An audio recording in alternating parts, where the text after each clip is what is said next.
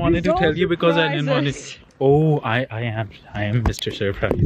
भाई हुआ क्या कि हमारी फ्लाइट लैंड हुई थी 2 घंटे पहले, शायद 3 घंटे पहले, और फिर क्योंकि मैं पाकिस्तानी हूँ और अलीना यूरोपियन सिटीज़न है तो इसको तो कुछ नहीं कहा, मगर मुझे पकड़ लिया उन्होंने कहा नहीं अब तो हम आपका पूरा वीज़ा चेक करेंगे, पूरा आपका बैग वैग चेक करेंगे। उन्होंने 2 घंटे मुझे बिठा कर रखा बगैर कुछ करे, क्योंकि मुझे रशियन समझ नहीं आती और मैं भी विल्न्यूस में हूँ। जब आप लोग सोच रहे होंगे लिथुआनिया में, मतलब मैं पलेर्मो से मिलान गया, कल्टनी सिटी से पलेर्मो गया, पलेर्मो से मिलान गया, मिलान से विल्न्यूस आया हूँ, विल्न्यूस से अलीना I'm angry.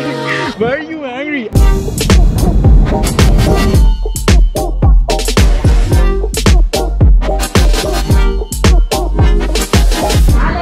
क्या हो रहा है भाई? एयरपोर्ट पे आया हूँ मैं।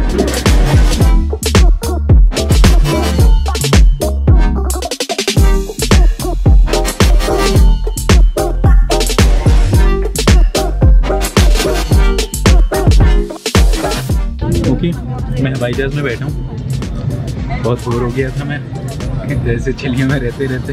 आज लॉकडाउन खुला है तो अभी मैं मिलान जा रहा हूँ, रोम में मिलान जा रहा हूँ, फिर देखते हैं क्या करना है ना।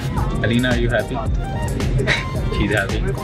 ओके, असल में सीन ये है कि मैं मिलान ऐसे ही मिलान स्टॉप ओवर के लिए आया था, दोपहर का काम था सिर्फ, तो मैंने बोला मैं बता दूंगा तो जिंक्स हो जाएगा। वैसे तो वीडियो आप लोग बाद में देखेंगे, मगर मैं असल में किसी और मुल्क जा रहा था, मैं अंदर जाके बात करूँ।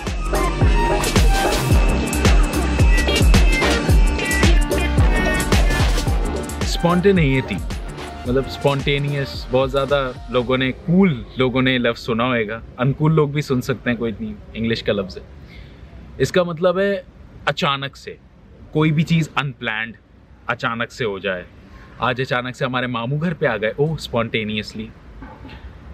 यही मेरी ज़िंदगी का मोटो है और यही अचानक से मेरा ट्रैवल का भी मोटो है, जो कि आप लोग मेरी वीडियोस में देखते रहते हैं कि अचानक से मैं कभी किसी मुल्क में होता हूँ और कभी किसी मुल्क में होता हूँ। वायरस आ गया था, वरना वहाँ से मैं 4 महीने पहले प्लान कर रहा था निकलने का, जो मेरी आप लोगों ने वीडियोज़ में देखा होगा, मगर फिर मैं वहाँ फंस गया। डोमेस्टिक फ़्लाइट्स आ गई, बैन हो गई और मुझे वहाँ रहना पड़ा 4 महीने। और वो 4 महीने मेरी लाइफ का सबसे डिप्रेसिंग पीरियड था।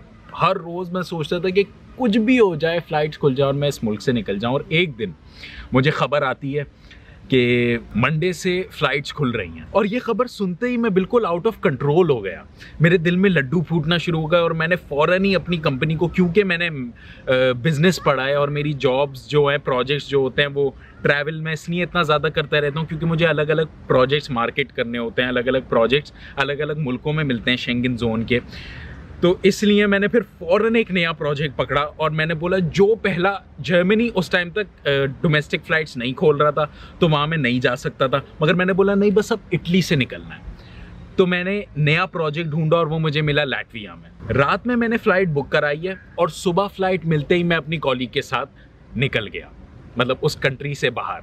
तो ये जो रात में ही प्लान बनाते ही सुबह मैं निकल गया और फिर अगले ही दिन मैं एक नए मुल्क में पहुंच गया ना, ये थी स्पॉन्टेनिटी की एक बेसिक एग्जांपल। आप लोगों को समझ आई हो, और अगर आप लोग ऐसी ज़िंदगी जीना चाहते हो तो आई होप आप लोग भी ऐसी ज़िंदगी जिएं। ट्रैवल करना मुझे बहुत ज़्यादा पसंद है और उसी हिसाब की मेरी जॉब भी है, तो इसलिए काफ़ी मज़ा आता है। मैं और वो हम लोग सबसे पहले गए पलेर्मो से मिलान। पलेर्मो मनी हाइस्ट फैंस, क्योंकि मैं पलेर्मो में रहता था एनीवन, तो पलेर्मो से मिलान गए। मिलान में 6-7 घंटे का स्टे था और फिर मिलान से फ़ौरन हम लोग गए विल्न्यूस। विल्न्यूस है लिथुआनिया में, और यहाँ शुरू होती है मेरी पाकिस्तानी होने की कहानी। पलेर्मो से मिलान में फ़्लाइट में बैठा, कोई मसला नहीं हुआ। मिलान से मैं विल्न्यूस फ़्लाइट में बैठा, मिलान एयरपोर्ट पे भी कोई मसला नहीं हुआ। अब इतनी रात के टाइम जब इतना बड़ा पेंडेमिक आया हुआ है, तो विल्न्यूस के एयरपोर्ट पे जो सिक्योरिटी चेक हो रहा था, कोई काफ़ी इंसेन किस्म का वो इमिग्रेशन चेक करते हैं, आपके सारे डॉक्यूमेंट्स चेक करते हैं। तो क्योंकि आपका भाई अभी तक एक यूरोपियन सिटीज़न नहीं है, तो उन्होंने पहले बोला भाई वीज़ा दिखाओ। मैंने वीज़ा दिखाया, उन्होंने बोला भाई आप यहाँ किस लिए आए हो, यहाँ तो इतना बड़ा पेंडेमिक आया हुआ है। मैंने बोला नहीं मैं आपके मुल्क में नहीं आया, लिथुआनिया में नहीं आ रहा, मेरी यहाँ से एक और फ़्लाइट है, मतलब मुझे फ़्लाइट से नहीं गाड़ी से जाना था। वहाँ एक स्टेशन से मेरी गाड़ी थी और वहाँ से मुझे जाना था रीगा, क्योंकि डायरेक्ट फ़्लाइट्स रीगा में नहीं जा रही थी। तो मैंने बोला मेरी ये है, बस मैं यहाँ से आपका मुल्क 1 घंटे में 2 घंटे में छोड़ने लगा हूँ। नहीं भाई, आप नहीं घुस सकते। आप अपने सारे डॉक्यूमेंट्स दिखाओ, जो भी आप जॉब करते हो, जो भी आप हर चीज़ करते हो, वो सारे डॉक्यूमेंट दिखाओ। मैंने बोला यार ये क्या बात हुई तुम्हारी, मेरे पास सब कुछ प्रॉपर डॉक्यूमेंटेशन है, तो आप लोग ऐसे क्यों कह रहे हो? तो क्योंकि पाकिस्तानी खून जज्बाती होते हैं हम लोग थोड़े से ना, और हम उन्हीं चीज़ों की वजह से फंस जाते हैं। तो जज्बात में आके मैंने उनसे थोड़ा सा बहस करी और उन्होंने बोला नहीं भाई आ जाओ, अब हम आपके सारे डॉक्यूमेंट्स चेक करेंगे। और उन्होंने 3 घंटे मुझे बिठा के रखा भाई कि मेरा कैमरा निकल आया मेरे बैग से, उन्होंने मेरा पूरा हर चीज़ चेक करी, मेरा कैमरा निकल आया। बोलते हैं कैमरा क्यों है आपके पास? मैंने बोला मैं वीडियोज़ बनाता हूँ यूट्यूब पे। तो बोलते हैं क्या बात है, हमें दिखाओ, हमें आपकी वीडियोस देखनी है, हम चेक करना चाहते हैं। मैंने जैसे ही उन्हें वीडियोस दिखाई ना, उस लम्हे वो मेरे फ़ैन हो गए।